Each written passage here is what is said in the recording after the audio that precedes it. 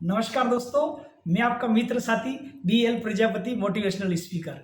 आज आपके बीच में विषय लेकर आया हूँ, आपका स्वभाव कैसा होना चाहिए। जी हाँ दोस्तों, बहुत अच्छा कंटेंट है, आप ध्यान से सुनिएगा।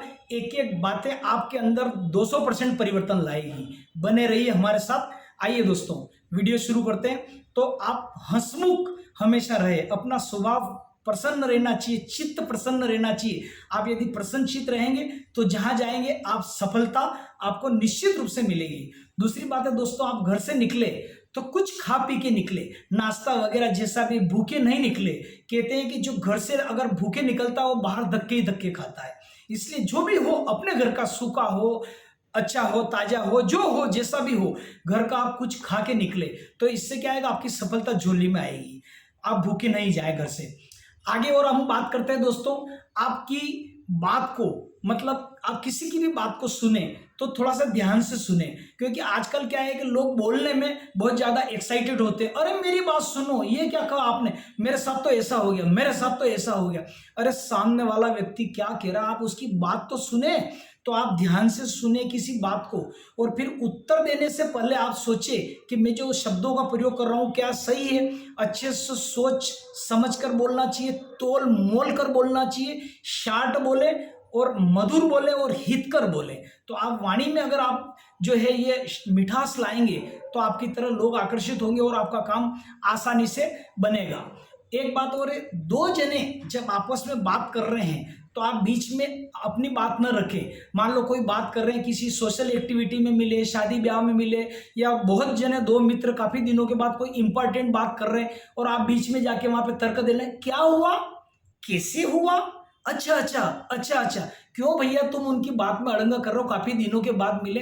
तो कभी भी दो जने आपस में बात कर रहे हैं तो आप कृपया जाके उनको डिस्टर्ब ना करें। और आपका जरूरी है, यदि आप विदा ले रहे हैं ना, आपको लगता है कि मेरे मिलने वाला उससे मैं अनुमति लेके जाऊं, तो आप बोलिए एक्सक्यूज मी, आपको मैं डिस्टर्ब कर रहा हूं, नमस्कार, राम राम साहब, फिर मिलते हैं। ऐसा करके आप विदा ले लीजिए। 1 मिनट आधा, मतलब कोशिश करें आपके 30 सेकंड से ज्यादा उस बंदे को आप डिस्टर्ब नहीं करें। और वो भी हो सके तो दूर से बाय बाय करके निकल जाए तो ज्यादा बेस्ट है। तो दो जने कभी भी बात करें तो बीच में न बोले और न किसी की बात काटें। तो आपका यदि ये स्वभाव अगर अच्छा रहेगा तो निश्चित रूप से आपका फीडबैक भी अच्छा रहेगा। दूसरा है, आप क्रोध न करें। कई बार क्या होता है कि छोटी छोटी बात में आप अगर एक्साइटेड होते हैं, अगर उत्तेजित हो जाते हैं, तो आप समझना कि आपके अंदर अभी विवेक की कमी है, सूझबूझ की कमी है। क्योंकि बात बात में अगर उत्तेजित होता है, बात बात पे पत्नी पे क्रोध करते हैं या पति पे क्रोध करते हैं, आपस में जो भी हो व्हाटएवर, मतलब पति पत्नी में, तो आप तालमेल बना के रहे और आप क्रोध नहीं करना चाहिए। आप ऑफिस का गुस्सा पत्नी पे न करें, आप ध्यान रखना। या घर की कोई समस्या है तो पत्नी पति को ऑफिस में आते ही मतलब जो है उसके ऊपर गुस्सा ना उतारे। पहले पति देव आए हैं तो उनको प्रेम से गरम गरम खाना खिलाइए। आते ही पाइजन मत परोसो कि आज ऐसा हो गया, आज वहां ये मर गया, आज फलाना हो गया, आज दिखना हो गया। महिलाएं क्या एक लिस्ट बना के रखती पूरी कि पति देव आए नहीं कि हमला किया नहीं। तो माताओं, मेरा आपसे निवेदन है कि आप हमला न करें और पति देव आप भी पत्नी पर अनावश्यक हमला न करें। आगे और बात करते हैं हम, आपकी कार्य प्रणाली लिखित में होना चाहिए। जो भी आपके गोल है वो लिखित में होना चाहिए। जैसे इस महीने आपको ये काम करना, किराना सामान लाना है या रियल एस्टेट, तो कौन सा सामान लाना लिस्ट बना ले। क्योंकि माल में जाने के बाद क्या होता है, जरूरत से ज्यादा सामान आ जाता है और फिर आप कर्जा करेंगे या क्रेडिट कार्ड के शिकार हो जाएंगे, उधारी कर लेंगे। तो जो चीजें चाहिए वो घर वाली को भी बोल दो आप लिस्ट में नाम बताओ। क्योंकि मेरे घर पे सामान आता है तो मेरी श्रीमती जी से पूरी लिस्ट में बनवा लेता हूँ, और वहां एक भी चीज अगर वो बोलती तो फिर नहीं आती। मेरा स्वभाव, मैंने उसको कई बार बोला कि चीज वही आएगी जो आपको अभी यहाँ लिस्ट में होगी, क्योंकि हमारा बजट डिस्टर्ब हो जाता है। तो लिस्ट बना के आप पारिवारिक काम करें, ठीक है। और परिवार में मैंने आपको ये बलि दिया है। और आपका व्यवहार सबके प्रति सम होना चाहिए। घर में यदि आप बड़े हैं तो सबके प्रति आपका मधुर व्यवहार होना चाहिए। और एक बात है कि घर की शेयरिंग आपके जरूर करना चाहिए। मान लो कहीं की शादी ब्याह की पत्रिका आई है तो आजकल तो मैंने देखा कि लोग ऐसे अहम में जीते कि अपनी पत्नी को नहीं बताते कि वहाँ शादी में जाना, अपने भाई को नहीं बताते, अपनी मम्मी को नहीं बताते। कार्यक्रम के दिन बोले हाँ आई तो थी चिट्ठी। अरे भैया तू ऐसा क्या महाराजा है क्या? राजा महाराजा भी अपनी रानियों पटरानियों के साथ बैठ के शेयरिंग करते थे, दिन भर की बात करते थे। खेती बाड़ी अगर आपने करी तो कौन से खेत पे क्या काम गया, कितने मजदूर कल आ रहे हैं, कल कहाँ से ट्रैक्टर से हंकई जोतई होगी। मतलब भले चाहे वो सर्विस क्लास हो चाहे खेती करने वाला हो, शेयरिंग दिन भर की परिवार में, भले आपकी बहुएं वगैरह है, माता पिता है, है सबके आगे करोगे, आज पापा ये हुआ, कल आज लहसुन का भाव ये आया, आज 20,000 की बिकी। घर में अगर आप रिपोर्टिंग दोगे तो गरम गरम रोटी आएगी। और घर में अगर आपने शेयरिंग सही नहीं करी, पाप ये किया या ऐसा किया, तो उनका स्वभाव भी फिर पत्नियों का भी ऐसा ही रहेगा। कारण क्या है, हम कुछ तो व्यवहार हम खुद ही हमारे प्रति खराब करते हैं। तो आप व्यवहार सही रखिए परिवार में। और शेयरिंग दिन भर की जो भी धार्मिक कार्य हो या जो आपके अच्छे कार्य हो, लेन देन हुई, किसका कर्जा दिया, किसका कर्जा लिया, जो भी हो, शेयरिंग घर में होना चाहिए सबके आगे। एक बात, कुछ ऐसी बातें जो पति पत्नी तक सीमित रहती तो उनको सीमित ही रखिए, क्योंकि घर के अन्य सदस्यों को नहीं बताना चाहिए तो नहीं बताना चाहिए। जैसे परिवार के मुखिया है और कुछ ऐसी सीक्रेट चीजें या बड़े फैसले ले रहे हैं, तो पति पत्नी या आपके 2-3 भाई ने मिलकर ले लिया, तो उसको कार्य को होने दे, उसके बाद सब परिवार के सदस्यों को बाद में बताए। कुछ गोपनीयता भी जरूरी है, लेकिन कुछ गोपनीयता ऐसी है जो रखना चाहिए, लेकिन जो कुछ है उसको सार्वजनिक करना चाहिए। दोनों अपनी अपनी जगह मान्य है। तो आप ये इतना करेंगे। और एक बात और है कि आप मान सम्मान जरूर देवे, सबको मान सम्मान देवे।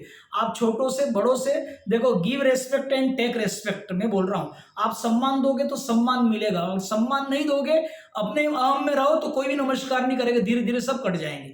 आप हर एक से उम्मीद करोगे, उसके चेहरे सामने देखोगे ये मुझे नमस्ते करे, कोई नमस्ते करने वाला नहीं है आपको।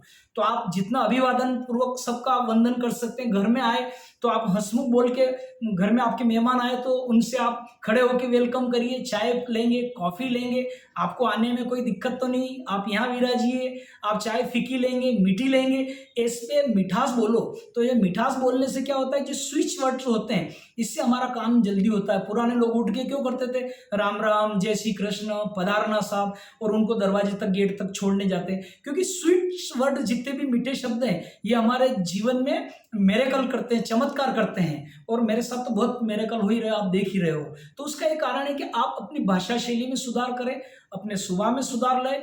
आप सम्मान दे, घर पे कोई आया है तो, और आप जब किसी से विदा लें तो भी हाथ जोड़ के करें। तो इस टाइप से करें, नाते रिश्तेदार में सबको सम्मान दे, सबका हालचाल पूछे फोन लगा के, कैसे है क्या नहीं है, और खुशी में जाए। और एक और बात है कि सेलिब्रेट करना सीखे।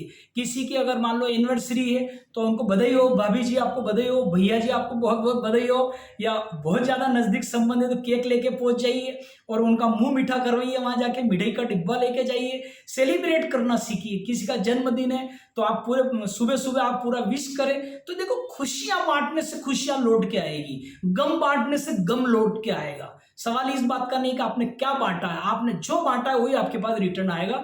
ये संत महात्मा और हमारे गुरुदेव कहते हैं दोस्तों। तो आइए इस बात पे हम ध्यान करेंगे। और एक बात और है कि अपनी डेली रूटीन में आप मॉर्निंग में कोशिश करें, ये सब आपके पीछे पीछे चल के आ जाएंगे। इसके लिए आपको 5-5:30 में बिस्तर छोड़ना पड़ेगा, और उठ के योगा, प्राणायाम, ध्यान, मेडिटेशन आपको रोज करना पड़ेगा। इससे आपके स्वभाव में परिवर्तन आएगा। आप 10 मिनट 15 मिनट रोड बैठे, एकांत बैठे, किसी से नहीं बोले, 15 मिनट मोबाइल नहीं छुए, ओम का उच्चारण करें, लंबा ओम का उच्चारण कम से कम 3 बार करें, कोई धार्मिक पुस्तक पढ़े, हनुमान चालीसा रोज पढ़े। तो हनुमान चालीसा में क्या है कि भूत पिशाच निकट नहीं आवे, महावीर जब नाम सुनावे। तो आप ये जो तांत्रिक वगैरह तोने टोटके करने वाले कुछ नहीं आएगा। आप हनुमान चालीसा पढ़ के निकले, कोई भी आध्यात्मिक बुक पढ़े, रात को सोने से पहले भी 10 मिनट कोई बुक पढ़े, और ऊपर वाले को अपना जो है धन्यवाद जरूर देना है परम पिता परमेश्वर को, कि हे परम पिता परमेश्वर, आज का दिन आपने अच्छा दिया, इसके लिए आपका हृदय से धन्यवाद। आप सुबह हमको नई ताजगी फिर देंगे। इसी आशा विश्वास के साथ भगवान का सुमिरन करके रात्रि को सोना है। तो आप देखेंगे कि आपके अंदर 4 चांद लग जाएंगे, आपका जीवन चेंज हो जाएगा। लेकिन आपको 5-5:30 बजे उठना पड़ेगा, और योगा, ध्यान, प्राणायाम रोज करना पड़ेगा। भले 15 मिनट भी बैठे, एकांत में बैठे, और कोई भी धार्मिक पुस्तक पढ़े, कोई भी गीता वगैरह, रामायण की जब भी 5 चौपाई 10 चौपाई आप पढ़ें, तो आप देखेंगे कि आपका स्फूर्ति हो जाएगा, आपका हृदय बदल जाएगा, और आपके अंदर उस परमपिता परमेश्वर का निवास हो जाएगा। और जहाँ धरती पे आप पाँव रखेंगे वहाँ पे आपको सफलता ही सफलता मिलेगी। दोस्तों, मेरा वीडियो आज का कैसा लगा? इस वीडियो को आगे आज शेयर करिएगा। मेरा YouTube चैनल है BL प्रजापति मोटिवेशनल स्पीकर, इसको आप सब्सक्राइब करें, शेयर करें और लाइक तो बनता है दोस्तों, आपके हाथ में मोबाइल है ना तो लाइक का बटन जरूर दबा दीजिए, क्योंकि अगर इतने मेहनत से दोस्तों वीडियो आप तक मैं पहुंचा रहा हूं और आप लाइक नहीं करते या चैनल को सब्सक्राइब नहीं करते हैं तो 2 नंबर वाला रहता है। जैसे किसी पिक्चर को आप पीछे के दरवाजे से देखते हैं और उसका टैक्स नहीं करते हैं, तो मेरा यूट्यूब वगैरह जो इंटरनेशनल लेवल का मेरा ये चैनल है इसको आप सब्सक्राइब अवश्य करें अगर आप देख रहे हैं तो मेरा करबद्ध निवेदन है, और लाइक करिए चैनल को। आज के लिए इतना ही, पुनः नए वीडियो के साथ मिलते हैं। मैं आपका मित्र साथी छोटा भाई BL प्रजापति। सभी माता बहनों को प्रणाम।